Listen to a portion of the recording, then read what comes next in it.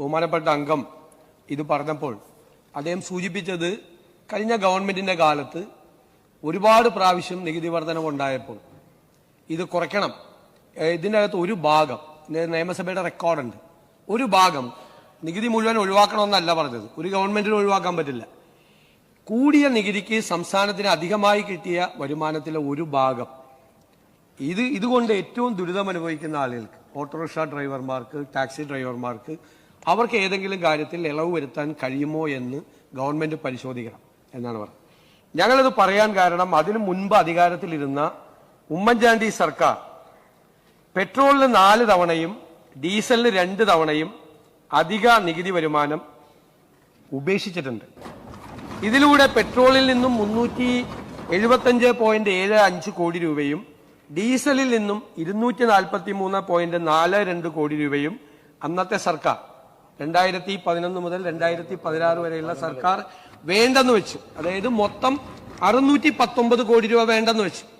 ആ പശ്ചാത്തലത്തിലാണ് പിന്നീട് വന്ന ഗവൺമെന്റിന്റെ കാലത്ത് 2016 മുതൽ 2025 ജനുവരി 31 വരെ ഈ ഡീസൽ പെട്രോളിന്റെ വില വർധനവിന്റെ ഭാഗമായി, അതായത് ഡീസൽ ഇനത്തിൽ 1617 കോടി രൂപയും പെട്രോൾ ഇനത്തിൽ 1466 കോടി രൂപയും ഉൾപ്പെടെ കഴിഞ്ഞ സർക്കാരിന് 3100 കോടി രൂപയുടെ അധിക വരുമാനം ഉണ്ടായിട്ടുണ്ട്. 1 രൂപ കുറച്ചിട്ടില്ല. 1 രൂപ കുറച്ചിട്ടില്ല. ഞാനിത് അധിക നികുതി വരുമാനം ഉണ്ടായപ്പോൾ അതിൽ നിന്നൊരു തുക, ഒരു പെർസെന്റേജ്, എന്റെ ചെറിയൊരു പെർസെന്റേജ് എടുത്തിട്ട് ടാക്സി ഡ്രൈവർമാരെയും അതുപോലെ ഓട്ടോറിക്ഷ ഡ്രൈവർമാരെ സഹായിക്കണം എന്ന് പറഞ്ഞു. അന്ന് ധനകാര്യമന്ത്രിയായിരുന്ന ശ്രീ തോമസ് ഐസക് പറഞ്ഞ മറുപടി സഭാരേഖകളിലുണ്ട്. അത്തരം മണ്ടത്തരങ്ങൾ ഞങ്ങൾ കാണിക്കില്ല എന്ന് പറഞ്ഞു. നികുതി കുറയ്ക്കുന്ന നികുതി ഇവിടെ ഈ റെക്കോർഡിലുണ്ട്. റെക്കോർഡിൽ എനിക്ക് എന്റെ മനസ്സിലുണ്ട്. നികുതി കുറയ്ക്കുന്ന മണ്ടത്തരം ഇടത് സർക്കാർ കാണിക്കില്ല എന്ന് ഇടത് സർക്കാരിന്റെ മുൻ ധനകാര്യമന്ത്രി ഈ സഭയിൽ വന്ന് സംസാരിച്ചാണ്. അപ്പൊ എന്നോട് മണ്ടത്തരം ചെയ്യാൻ വേണ്ടിയിട്ടാണോ മുൻ ധനകാര്യമന്ത്രി എന്നെ ഇപ്പൊ ഉപദേശിച്ചത്? അതാണ് ചോദ്യം. അതാണ് എന്റെ ചോദ്യം. പിന്നീട് ഇവിടെ പറഞ്ഞു നിത്യോപയോഗ സാധനങ്ങളുടെ വില വർദ്ധിച്ചിട്ടുണ്ട്. നിത്യോപയോഗ സാധനങ്ങളുടെ വില കഴിഞ്ഞ 11 മാസത്തിൽ ഇന്ത്യയിൽ ഏറ്റവും കൂടുതൽ നാണ്യപ്പെരുപ്പമുണ്ടായതും വിലവർദ്ധനവുണ്ടായ 1ാമത്തെ സംസ്ഥാന കേരളമാണ്. എന്തുകൊണ്ടാ? മാർക്കറ്റിൽ ഇടപെടുന്ന കാര്യത്തിൽ ദയനീയമായി കഴിഞ്ഞ സർക്കാർ പരാജയപ്പെട്ടു. ഇപ്പൊ പറഞ്ഞല്ലോ, ഈ പൈസ എടുത്താൽ കൊടുക്കാൻ പറഞ്ഞല്ലോ. നിങ്ങളുടെ കടം തീർക്കണ്ടേ? 2893 കോടി രൂപ നിങ്ങൾ സിവിൽ സപ്ലൈസ് കോർപ്പറേഷൻ കൊടുക്കാനുണ്ട്. ഞങ്ങൾ ഈ പൈസ എടുത്ത് ഇത് വേണ്ടാന്ന് വെച്ച് കഴിഞ്ഞാൽ വിലക്കയറ്റം നിയന്ത്രിക്കാൻ ഞങ്ങൾ എന്ത് ചെയ്യും? സിവിൽ സപ്ലൈസ് കോർപ്പറേഷൻ ആണ് കേരളത്തിൽ വിലക്കയറ്റം നിയന്ത്രിക്കാൻ മാർക്കറ്റ് ഇന്റർവെൻഷൻ നടത്തേണ്ട ഏജൻസി. ആ മാർക്കറ്റ് ഇന്റർവെൻഷൻ നടത്തേണ്ട ഏജൻസിക്ക് 3000-ഓളം കോടി രൂപ കടമായി കൊടുക്കാനുള്ളത് ബാക്കി വെച്ചിട്ടാണ് പോയത്. ഇവിടുന്ന് കിട്ടുന്നത് 100-500 കോടി രൂപയാണ്. 500 കോടി രൂപയാണ്. അപ്പൊ ആ പൈസ എടുത്ത് കൊടുത്താൽ നിങ്ങൾ വരുത്തി വെച്ചിരിക്കുന്ന ഈ കടം ആര് കൊടുക്കും? ആ കടം കൊടുത്താൽ മാത്രമാണ് സിവിൽ സപ്ലൈസ് കോർപ്പറേഷനും മാർക്കറ്റിൽ ഇടപെട്ട് ഇപ്പോൾ ഉണ്ടായിരിക്കുന്ന രൂക്ഷമായ ഈ വിലക്കയറ്റം നിയന്ത്രിക്കാൻ പറ്റുള്ളൂ. ഈ രൂക്ഷമായ വിലക്കയറ്റം നിയന്ത്രിക്കാൻ മാർക്കറ്റിൽ ഇടപെടണ്ടേ? ഇൻഫ്ലേഷണറി പ്രഷർ എന്ന് പറയുന്നത് കേരള ഇക്കോണമിയുടെ മീതെ വർദ്ധിക്കുകയാണ്. നിങ്ങൾക്കറിയാം, ഗൾഫ് യുദ്ധത്തിന്റെ ഭാഗമായിട്ട് റെമിറ്റൻസ് കുറയാണ്. നമ്മുടെ ഇക്കോണമിയുടെ ബാക്ക് ബോൺ എന്ന് പറയുന്നത് ഗൾഫിൽ നിന്ന് വരുന്ന റെമിറ്റൻസ് ആണ്. ആ റെമിറ്റൻസ് ഒരു വശത്ത് കുറയാണ്. യുദ്ധത്തിന്റെ ഭാഗമായി കേന്ദ്ര ഗവൺമെന്റ് അതിന്റെ പേര് പറഞ്ഞ് വലിയ തോതിൽ പാചകവാതകത്തിന്റെയും ഈ പെട്രോളിയം ഉൽപ്പന്നങ്ങളുടെയും വില വർദ്ധിപ്പിച്ചപ്പോൾ നേരത്തെ തന്നെ ഇൻഫ്ലേഷന്റെ കാര്യത്തിൽ, നാണ്യപ്പെരുപ്പത്തിന്റെ കാര്യത്തിൽ 1ാം സ്ഥാനത്തുണ്ടായിരുന്ന കേരളം വീണ്ടും അത് താങ്ങേണ്ട സ്ഥിതിയാണ്. രൂക്ഷമായ വിലക്കയറ്റത്തിലേക്ക് കേരളം പോകും. LPG സിലിണ്ടറിന്റെ കാര്യം മാത്രം 25% വരെ ഹോട്ടലിലെ ഭക്ഷ്യസാധനങ്ങളുടെ വില വർധനവ് ഉണ്ടായിട്ടുണ്ട്. ഞങ്ങൾ ആ കാര്യത്തിൽ അതിശക്തമായിട്ടുള്ള ഇടപെടലുകൾ ഗവൺമെന്റ് നടത്തുന്നുണ്ട്. തുടർച്ചയായിട്ടുള്ള ഇടപെടലുകളുണ്ട്. ഇൻസ്പെക്ഷൻസ് നടത്തിയിട്ടുണ്ട് 1000 കണക്കിന്. അതുപോലെ ഇറഗുലാരിറ്റീസ്, ഈ സിലിണ്ടർ ഇത് കരിഞ്ചന്തയിലാണ്. യഥാർത്ഥത്തിലുള്ള സിലിണ്ടർ വിതരണം കൃത്യമായി നടന്നാൽ ഒരു സിലിണ്ടർ ക്ഷാമം ഉണ്ടാവില്ല. ഇത് കരിഞ്ചന്തയിലാണ് യഥാർത്ഥത്തിൽ സിലിണ്ടർ നടക്കുന്നത്. അതിൽ ഇറഗുലാരിറ്റീസ് കണ്ടുപിടിച്ചിട്ടുണ്ട്. ട്രാൻസ്പോർട്ട് സിലിണ്ടർ വാഹനത്തിൽ കൊണ്ടുപോയ അനധികൃതമായി കൊണ്ടുപോയ സിലിണ്ടറുകൾ പിടിച്ചെടുത്തിട്ടുണ്ട്. അതിശക്തമായ നീക്കം, ഈ കരിഞ്ചന്ത തടയുന്നതിന് വേണ്ടിയിട്ടുള്ള അതിശക്തമായ നീക്കം ഈ ഗവൺമെന്റിന്റെ ഭാഗത്തുനിന്ന് ഉണ്ടാകും എന്ന കാര്യത്തിൽ യാതൊരു സംശയവുമില്ല. എല്ലാ തരത്തിലും ഈ ക്രൂഡ് ഓയിലിന്റെ വില, ഈ LPGയുടെ വില വർദ്ധിച്ചത് ഭക്ഷ്യസാധനങ്ങളുടെ വില നിയന്ത്രണത്തിനും ഈ LPG ക്ഷാമം ഉണ്ടാകാതിരിക്കുന്നതിനും വേണ്ടിയിട്ട് ഗവൺമെന്റ് ശക്തമായ നടപടികൾ സ്വീകരിക്കും. ഇനി പെട്രോൾ ഡീസൽ വില വർധന ഏറ്റവും കൂടി നിന്ന സമയത്താണ് സോഷ്യൽ സെക്യൂരിറ്റി പെൻഷന്റെ പേരിൽ അങ്ങ് ധനകാര്യമന്ത്രി ആയിരുന്നപ്പോ ഇന്ധന സെസ് 2 രൂപയ്ക്ക് വർദ്ധിപ്പിച്ചു. അല്ല, അങ്ങ് അന്നത്തെ എന്റെ പ്രസംഗവും കൂടി ഒന്ന് കോട്ട് ചെയ്യണം.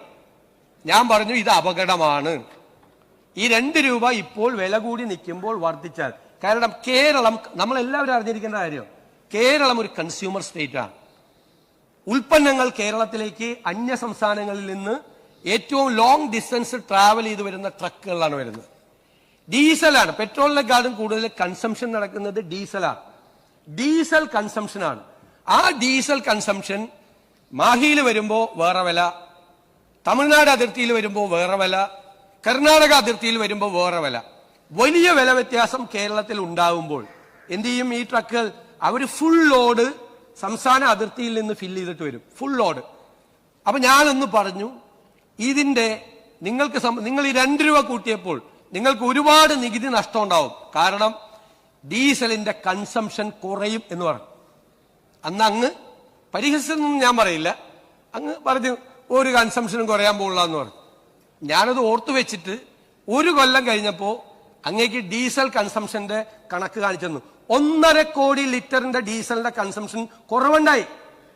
1.5 കോടി ലിറ്റർ. തെറ്റായ തീരുമാനമായിരുന്നു ആ സെസ് കൂട്ടാനുള്ള തീരുമാനം. അന്നത്തെ കാലത്ത് തെറ്റായ തീരുമാനം. കാരണം ഈ ട്രക്കുകളെല്ലാം പുറത്തുനിന്ന് അടിച്ചു. അതുമാത്രമല്ല, ഇപ്പോഴും കേരളത്തിലേക്ക് അനധികൃതമായ ഡീസൽ, ഈ പെട്രോൾ വലിയ തോതിൽ ഇതര സംസ്ഥാനങ്ങളിൽ നിന്ന് വന്ന് ഒരു ടാക്സും കൊടുക്കാതെ, നമുക്ക് ടാക്സ് ഉണ്ടല്ലോ, സ്റ്റേറ്റിൽ ഒരു ടാക്സും കൊടുക്കാതെ വ്യാപകമായി വിറ്റഴിക്കപ്പെടുക. അത് തടയാനുള്ള അതിശക്തമായ നടപടികൾ ഈ ഗവൺമെന്റ് സ്വീകരിക്കും. ഒരു സംശയം അക്കാര്യത്തിലില്ല. അങ്ങയുടെ കാലത്താണ് ഈ അപകടം മുഴുവൻ ഉണ്ടായത്. ഈ അപകടം മുഴുവൻ 1.5 കോടി ലിറ്ററിന്റെ ഡീസലിന്റെ കൺസംഷൻ കുറയുകയും വ്യാപകമായ നികുതി നഷ്ടം ഈ മേഖലയിൽ ഉണ്ടാകുകയും ചെയ്തത് ശക്തമായ നടപടികൾ ഗവൺമെന്റിന്റെ ഭാഗത്ത് നിന്ന് സ്വീകരിക്കാത്തതുകൊണ്ടാണ്. അത് ഞങ്ങൾ മനസ്സിലാക്കി, ആ കഴിഞ്ഞ സർക്കാരിന്റെ കാലത്തുള്ള കുറവുകൾ മനസ്സിലാക്കി ഞങ്ങൾ അതിശക്തമായ നടപടികൾ സ്വീകരിക്കും. ഒരു സംശയവും അക്കാര്യത്തിലില്ല. അതുകൊണ്ട് ഇപ്പോഴുള്ള കാര്യങ്ങൾ, ഈ കാര്യങ്ങളെല്ലാം പരിശോധിക്കണം. വിലവർദ്ധനവ് തടയുന്നതിന് വേണ്ടിയിട്ടുള്ള നടപടികളാണ് സ്വീകരിക്കാൻ ഫസ്റ്റ് പ്രയോറിറ്റി. ഗവൺമെന്റിന്റെ പ്രയോറിറ്റി അതാണ്. വിലവർദ്ധനവ് തടയാൻ, ഈ നാണ്യപ്പെരുപ്പം കുറച്ച് വിലവർദ്ധനവ് തടയാനുള്ള നടപടികൾ സ്വീകരിക്കുക എന്നതാണ് സർക്കാരിന്റെ ഫസ്റ്റ് പ്രയോറിറ്റി. പിന്നെ അങ്ങ് ഫിനാൻസ് കമ്മീഷന്റെ 15ാമത് ഫിനാൻസ് കമ്മീഷൻ 16ാമത് ഫിനാൻസ് കമ്മീഷനായി മാറിയ കാര്യവും ഞങ്ങൾക്ക് 1.92 കിട്ടിയെന്നും പറഞ്ഞു. അതിനൊന്നും ഞാനിപ്പോൾ മറുപടി പറയുന്നില്ല. ഈ സംസ്ഥാനത്തെ തന്നെ വിസ്മയിപ്പിക്കുന്ന ഒരു ധവളപത്രം സംസ്ഥാനത്തിന്റെ സമ്പദ് വ്യവസ്ഥയെക്കുറിച്ച് വരുന്നുണ്ട്. മനസ്സിലായോ? വരുന്നുണ്ട്. ഇതിനൊക്കെയുള്ള മറുപടി അതിൻ്റെ അകത്തുണ്ട്. ഇപ്പൊ പറഞ്ഞതിനൊക്കെയുള്ള മറുപടി, കൃത്യമായ മറുപടി അതിൻ്റെ അകത്തുനിന്നുണ്ട്. അന്ന് കേന്ദ്രത്തിൽ നിന്ന് എന്ത് കിട്ടി, ഇന്ന് കേന്ദ്രത്തിൽ നിന്ന് എന്ത് കിട്ടുന്നില്ല എന്നൊക്കെയുള്ള കാര്യം ഞാനത് വൈറ്റ് പേപ്പറിൽ സഭയുടെ മുമ്പിൽ വെക്കേണ്ട ഒരു സുപ്രധാനമായ രേഖയാണ്. ആ വൈറ്റ് പേപ്പറിലുള്ള കാര്യങ്ങൾ എനിക്ക് പറയാനുള്ള പരിമിതികളുണ്ട്. അത് അനൗചിത്യവുമാണ്, ഒരു ഇംപ്രോപ്രൈറ്റി അതിൻ്റെ അകത്തുണ്ട്, അത് നേരത്തെ പറഞ്ഞാൽ.